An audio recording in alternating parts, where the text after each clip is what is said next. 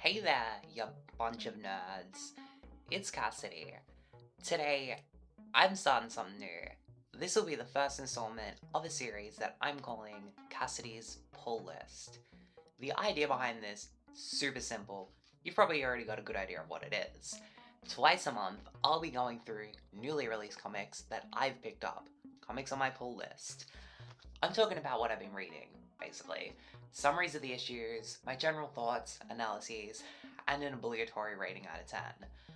For this first episode, since we're just getting started, and the month is already over as I record this, you'll forgive me for doing things a little differently.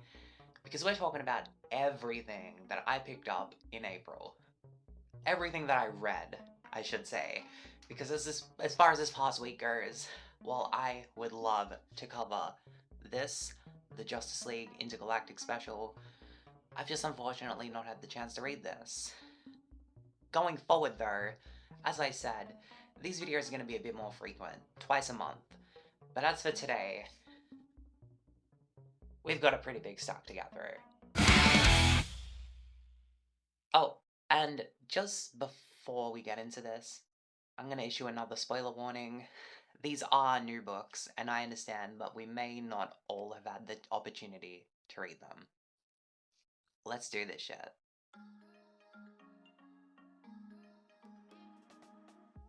So, first up, we have Absolute Superman 18, written by Jason Aaron with art by Rafa Sandoval, who also did this really genuinely cool cover for this issue. This issue kicks off a new story for Absolute Superman.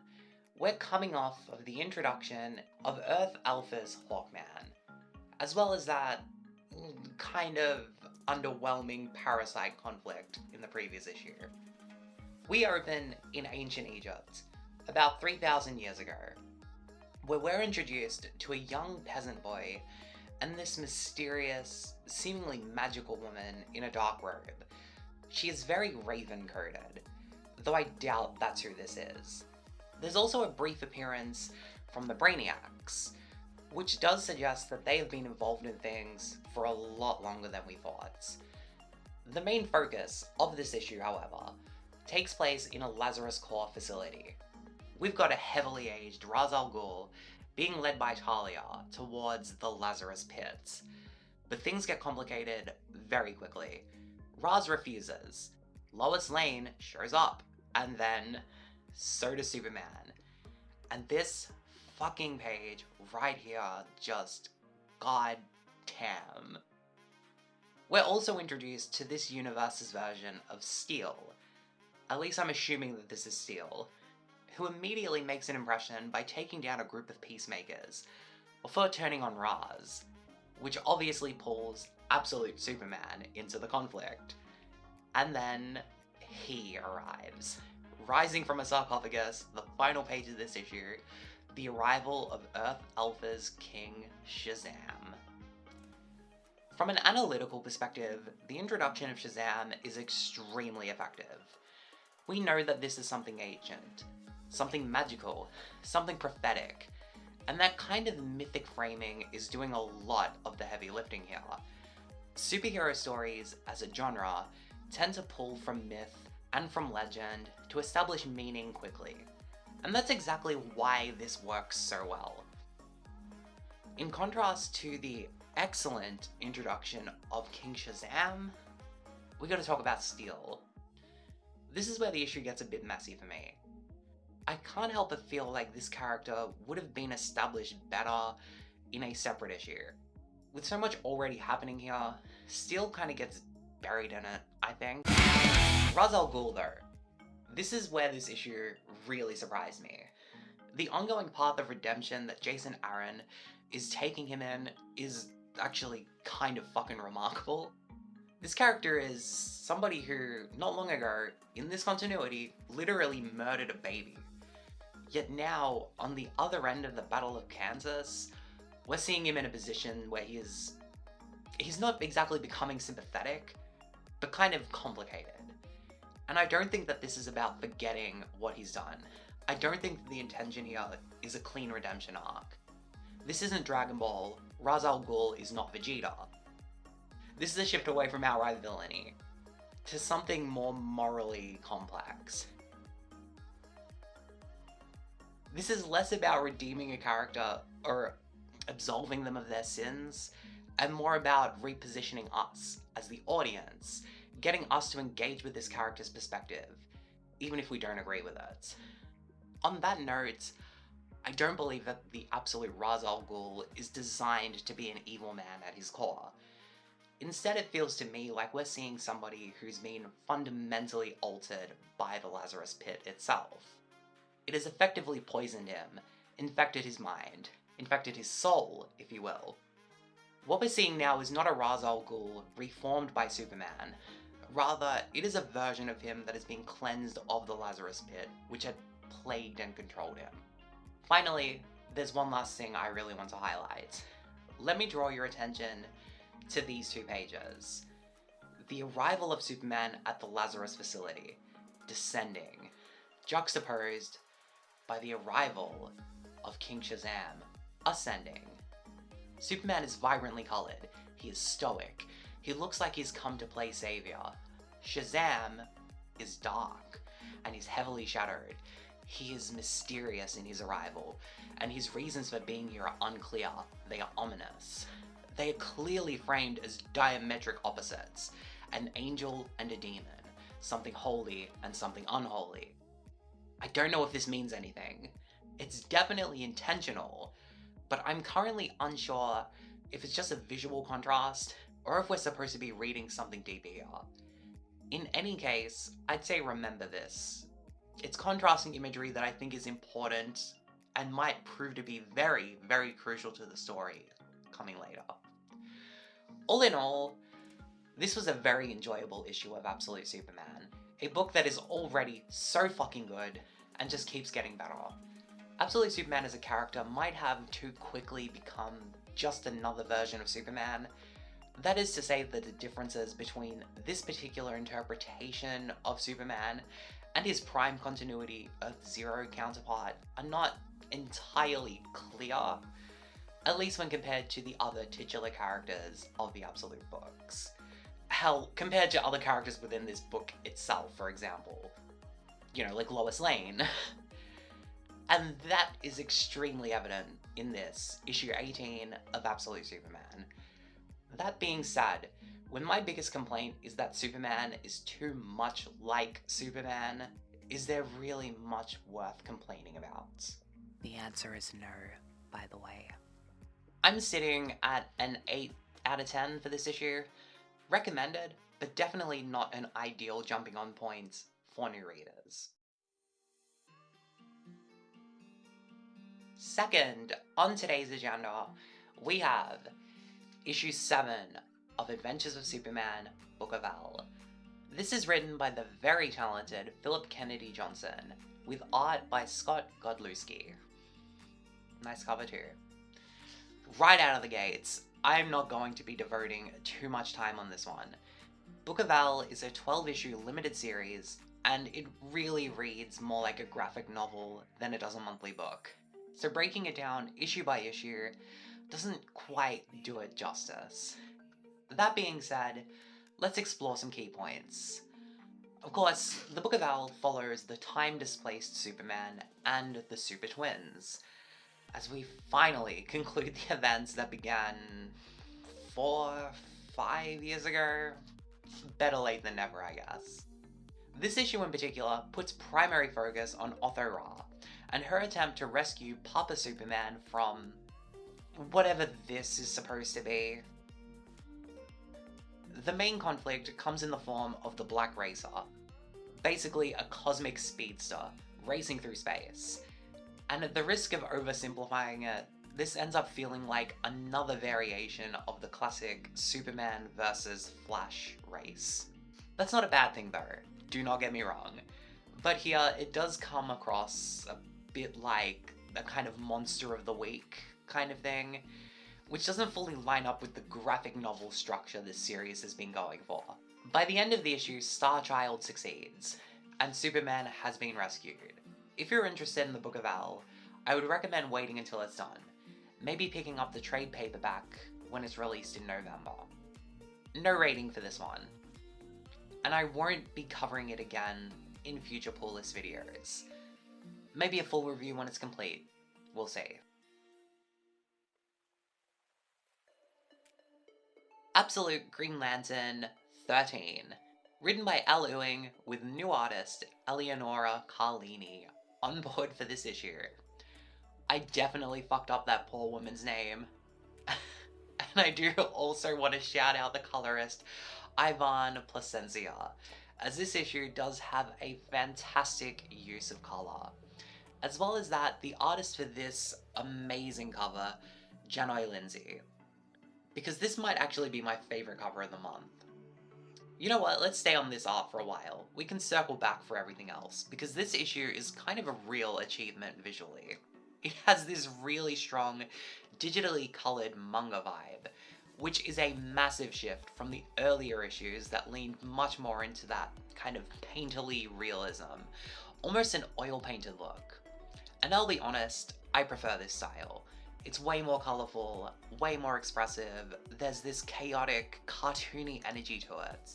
Even the onomatopoeia are integrated into the art in a way that just works. It doesn't feel like text sitting on top of the page, it feels like part of the page itself. One of the strengths of comics as a medium is that it can utilize text and images as a single system, working together to create meaning. And I think that's exactly what this issue was doing really well. It's not just stylistically different, it's structurally different in how it communicates. As for the issue itself, this is a bit of a divergence from the ongoing story.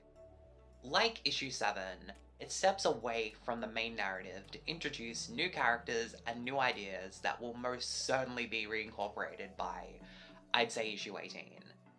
Namely, we're introduced to the absolute version of the Dark Stars this issue. They've been reimagined as basically a paramilitary fascist force in the service of Sinestro. For those perhaps unawares, the Dark Stars are traditionally a renegade offshoot of the Green Lantern cause, because I guess the 1990s were not dominated by enough renegade Green Lanterns, looking at you, Guy Gardner. More specifically, the Dark Stars existed as an answer to the strict code of conduct expected of a Lantern. Less structure and bureaucracy, more personal justice. So flipping that into something rigid and authoritarian, I like that. It's an interesting take, and I am here for it.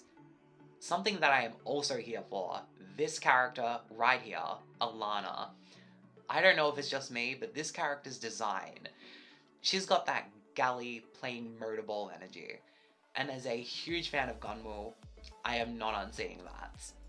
I did enjoy this issue. I tend to be pretty mixed, at absolute best, no pun intended, on this series month to month. But this was definitely one of the better entries for me. I'm feeling a 6.5, maybe a 7. You know what? The art was exceptional. It gets the 7. It deserves the 7.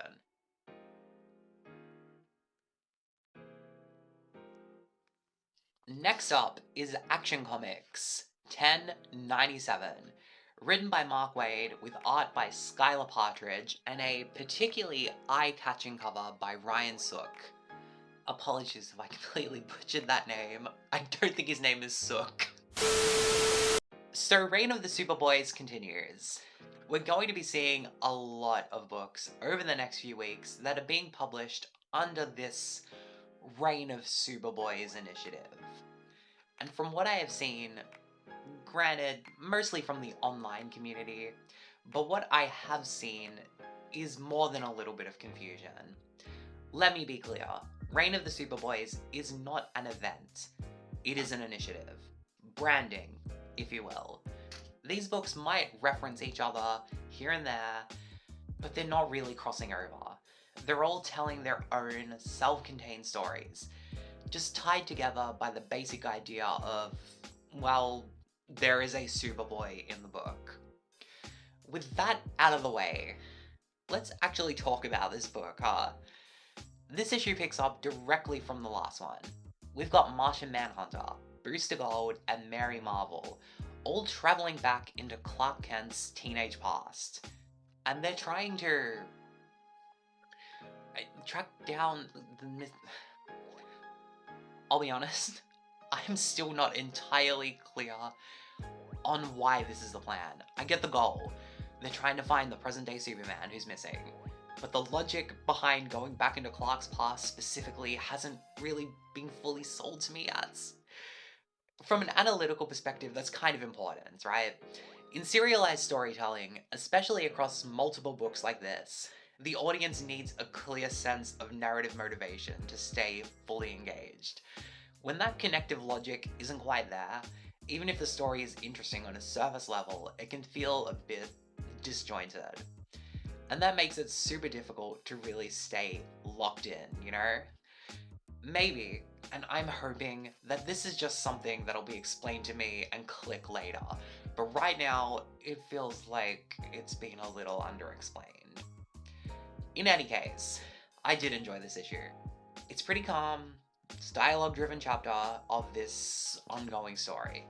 I will say, I'm not fully on board with seeing a teenage Clark Kent in what looks to be the mid to late 2000s. Not gonna lie, it makes me feel very old. And of course, I would be remiss if I did not mention that Brewster Gold is fucking based. I'm sitting at a 7 out of 10 for this one. That could go up, or it could go down, depending on how the story develops from here. But for now, it's a solid, respectable 7.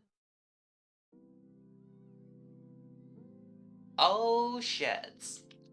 It's my favorite book at the moment. Sophie Campbell's Supergirl.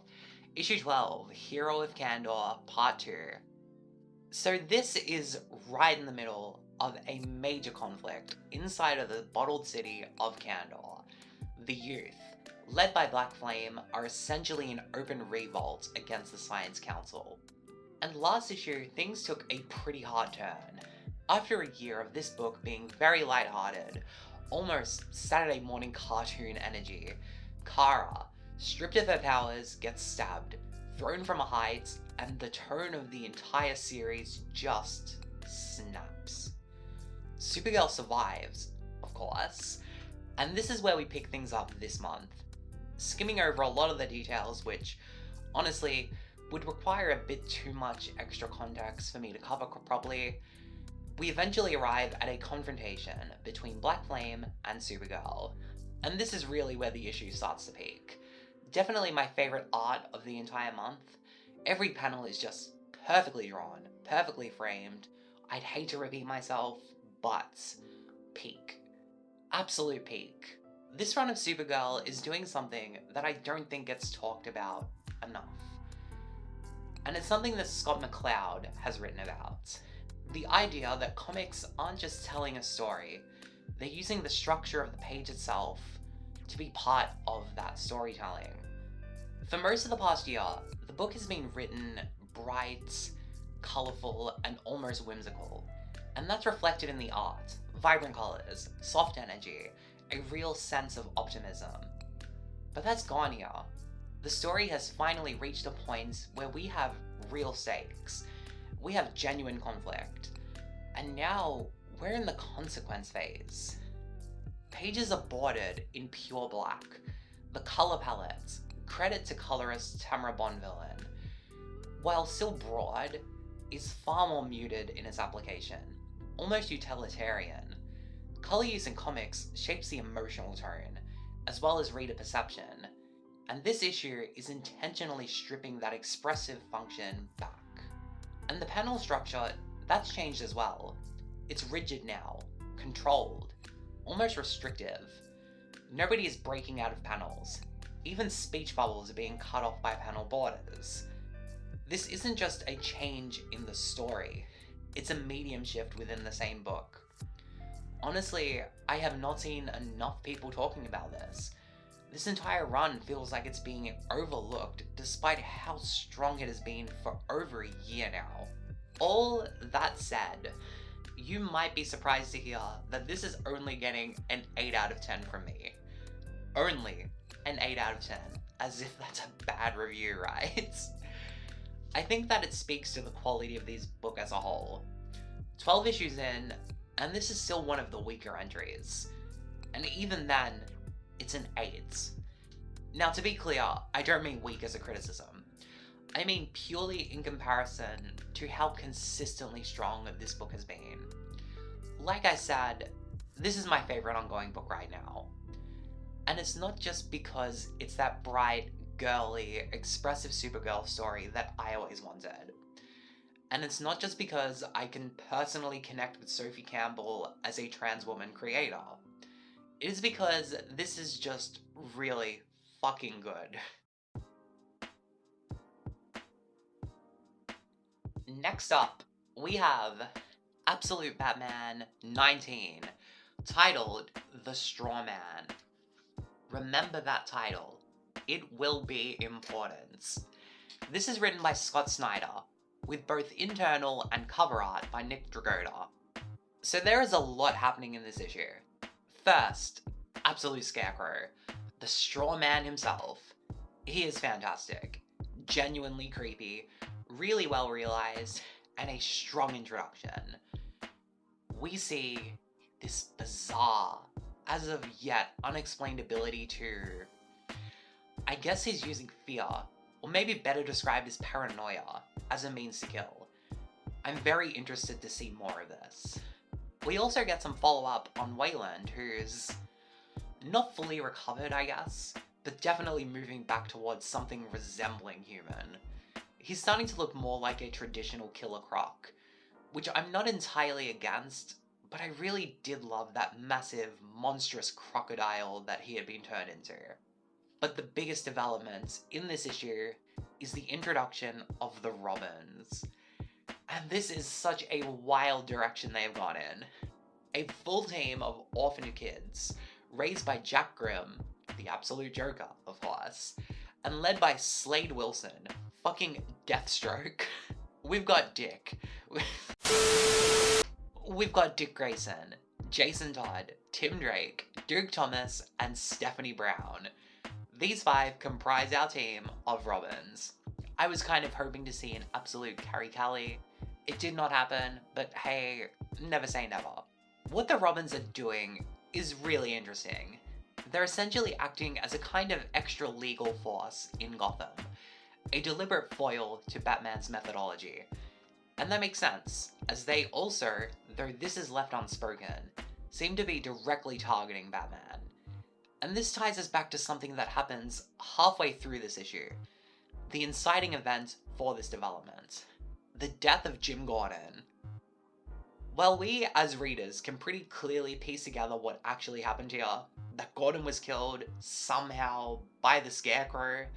The people of Gotham believe that Batman is responsible.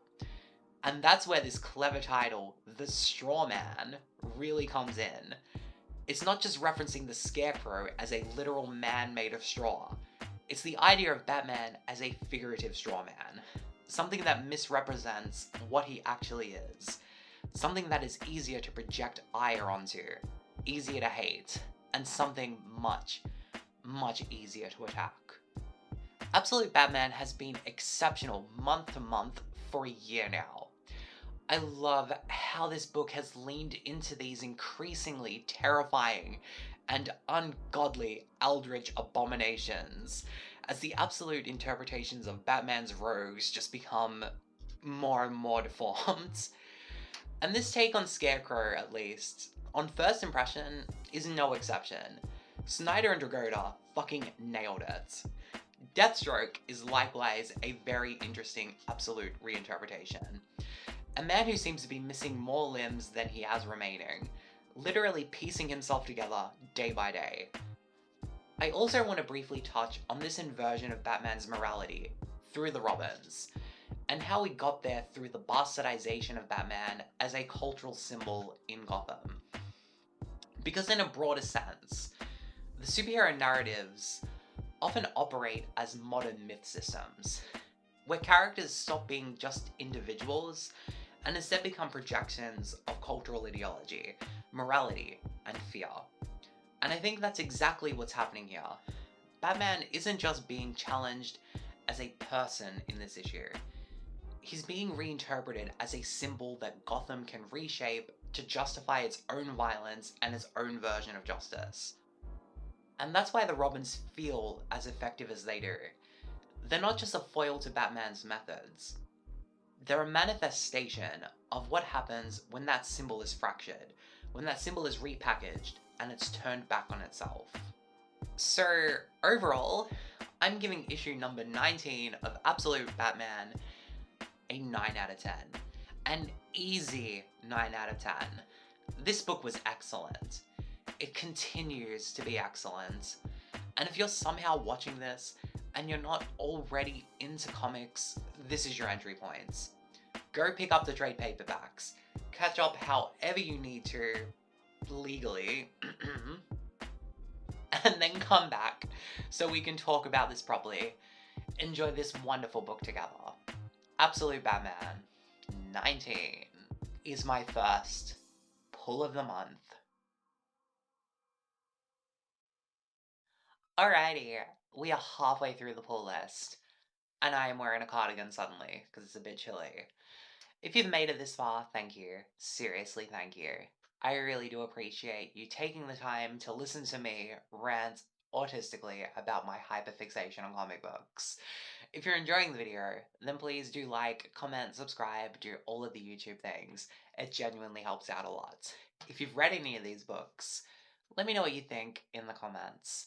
And fuck, if you hate the video, and you hate me, and you hate my face, then smash that dislike button as if you're smashing my face.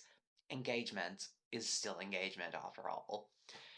I also want you to make sure that you're taking care of yourself. Whatever that looks like for you, whether it's taking a break, distracting yourself, spending time with a friend or family, giving yourself a bit of space, reading a comic, whatever, it matters. Believe me, it matters. And so do you. If you're struggling, try not to deal with it on your own. Reach out to somebody. Take care of yourself. Because you matter. You do. And somebody loves you.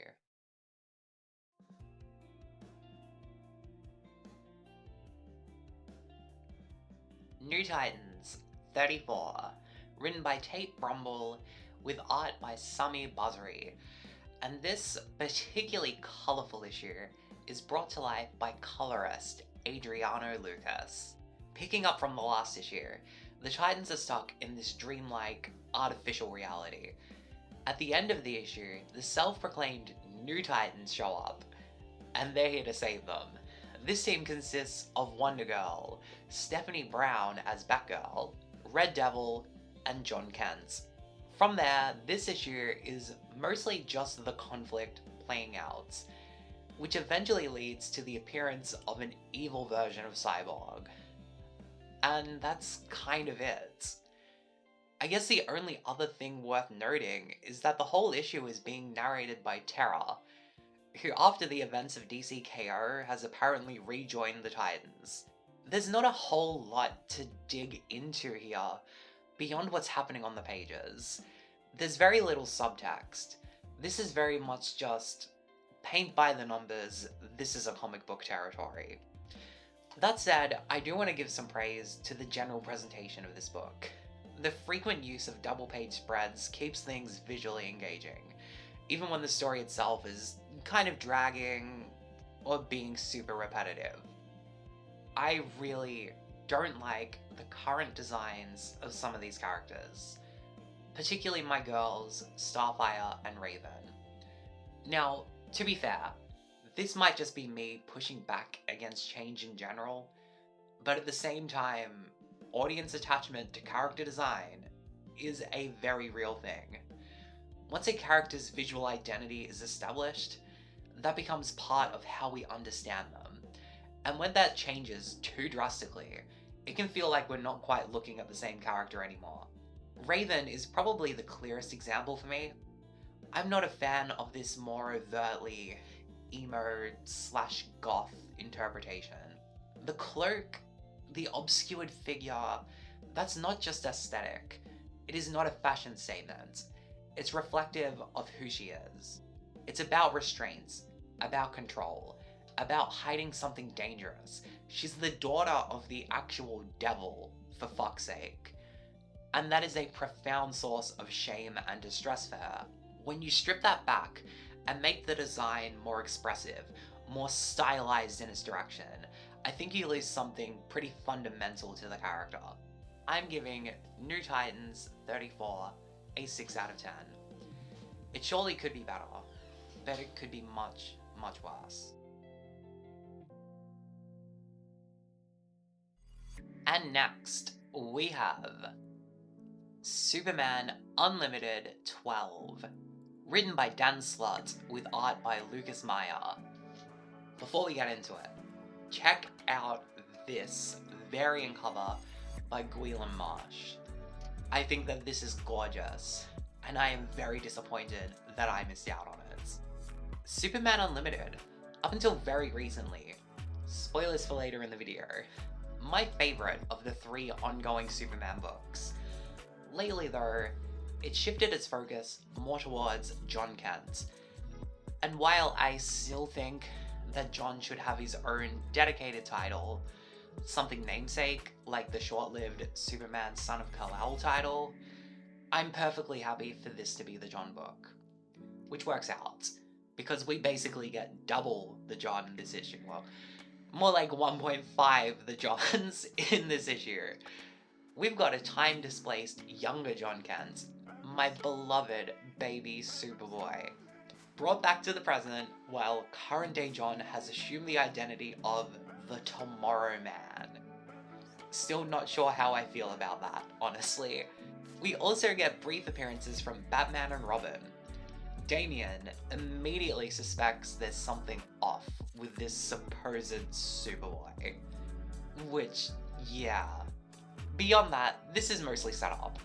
Some developments in El Cordero, which I'm sure we'll talk about in later months, and then whatever the hell is going on with this kryptonite-infused ape. That's next month's problem, based on the cover art for issue 13. Superman Unlimited 12 is getting a 7 out of 10 from me. 1 year in, by the way. That had actually not occurred to me until this very moment. Issue 12, 1 year in. Part of me wants to get through this one as fast as possible, but I've thought better of it. This is Absolute Flash, issue 14, written by Jeff Lemire, with art by Heining, and colors by Adriano Lucas. For the most part, this issue follows Wally West and... I keep forgetting this girl's name. Linda Park. The two of them are trapped in this fractured mirror dimension, being chased by multiple versions, reflections, or clones, or whatever, of the Mirror Master. It's chaotic and a little bit disorienting, but it's a lot of fun. So eventually, they're pulled out of this strange world by the original Mirror Master, who introduces himself as Sam, a physicist. I don't know if I buy that. I'm kinda smelling bullshit. This Sam character offers Wally a deal. Find Eleanor Thorne, bring her to him, and in return, he'll help Wally locate his father. Which is a whole thing in of itself, long story, read the previous issues to learn more, I would recommend them. This issue goes in a direction that I was genuinely not expecting. I'd assumed that Mirror Master would be positioned as a major, overarching villain for the Absolute Universe. But based on how this issue presents him, he's being framed more like a potential ally for our Absolute Flash. And that is why I said that I smell bullshit. Even if this Sam is, to a degree, genuine, there is very clearly information being withheld. The tension here isn't whether he's lying, it is how much he is lying. What is more interesting, and far more effective, is how this issue handles its visual structure. The mirror dimension isn't just communicated through its stylistic design, it's embedded directly into how the comic is read. Pages are inverted vertically. Panel flow shifts from right to left, kinda like a manga. Orientation becomes inconsistent with how one usually reads comics published by DC. Readers are not just watching Wally lose his sense of direction, we are actively experiencing it. Comics are one of the few narrative forms where meaning isn't just carried by the images or by the text, but by how those elements are arranged across the page. This issue leans hard into that idea.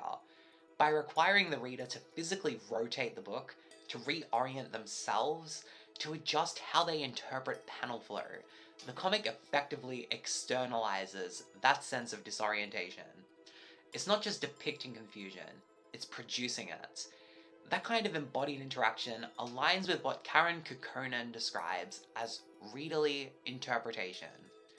This is where the act of reading becomes an active process of navigation and reconstruction.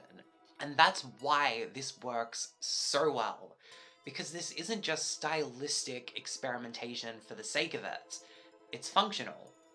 The confusion of this mirror world is translated into a disruption of our reading habits, which forces the audience into the same unstable footing as its characters.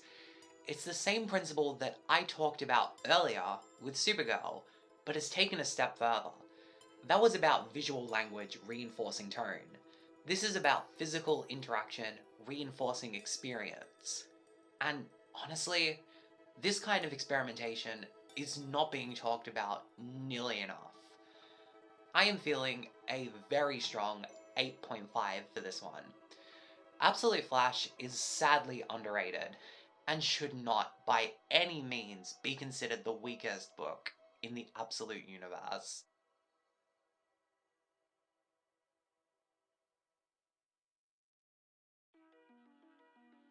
Next up, Absolute Wonder Woman 19, written by Kelly Thompson with art by Hayden Sherman.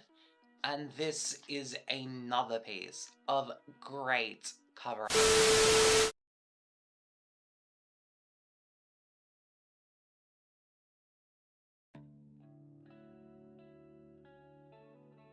Last up is Superman issue 37, written by Joshua Williamson with art by Dan Mora. Girl, it is prime time. Superboy Prime has taken center stage, and for the foreseeable future, this is his book. And what we're seeing here is him really trying to be better, to be good, to be normal. And that's not going particularly well. This issue follows Prime attempting to balance the responsibility of being Superman with something far more important: his job at a local comic book store, where he is desperate to earn Employee of the Month. Kind of a perfect use of this character, in my opinion. At the same time, there's this lingering tension around him. The Justice League, understandably, do not trust him. Power Girl, in particular, is watching him very closely, clearly waiting for that other shoe to drop. A big part of this issue centers on Prime seeking guidance from, of all people, Robin. Who knew that Damian Wayne would be appearing in, count 'em, 2 Superman books this month?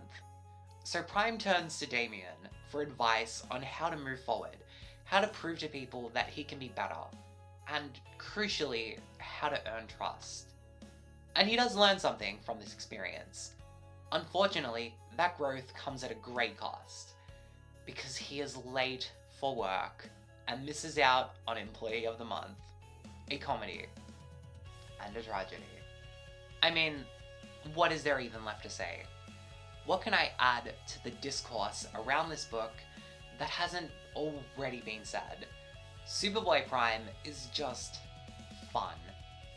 These past 2 issues have been fun in a way that feels very intentional. It's not trying to do anything grand or extravagant with its focus on Superboy Prime.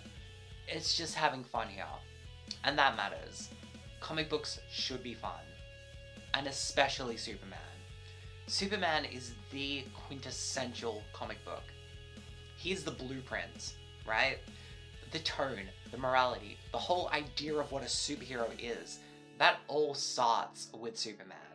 And the genre is still building off that foundation to this very day. And because of that, I think Superman stories, more than anything else should embody what comics are at their core. And at their core, comic books are fun. 9 out of 10. Excellent issue of Superman. This very, very narrowly missed getting my pull of the month.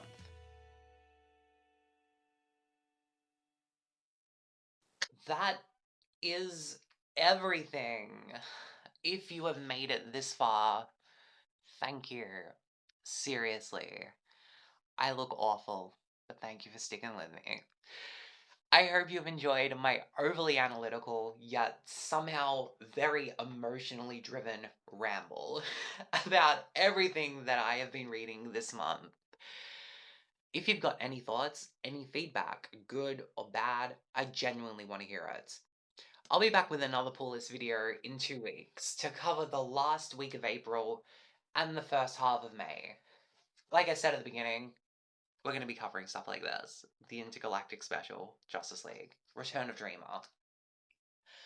Next week, speaking of Dreamer, hint hint, we've got a video essay coming. And it's on a certain character that I've been very excited to talk about, very excited to write about. If you enjoyed the video, like, subscribe, all the YouTube things. If you hated it, hit dislike. I mean, you sat through the whole thing, so engagements. And let me know, did you pick up any of these books? Did you love them? Did you hate them? Did you completely disagree with my takes on these books? What's on your pull list? Maybe you want to recommend me something that you think should be on mine. Comment down below. And just to be clear, yes, I have picked up the first issue of Zatanna. No need to recommend it. But yeah, thanks again for watching. Full reference list will be at the end of the video. Take very good care of yourselves. And be the person that Superman wants you to be.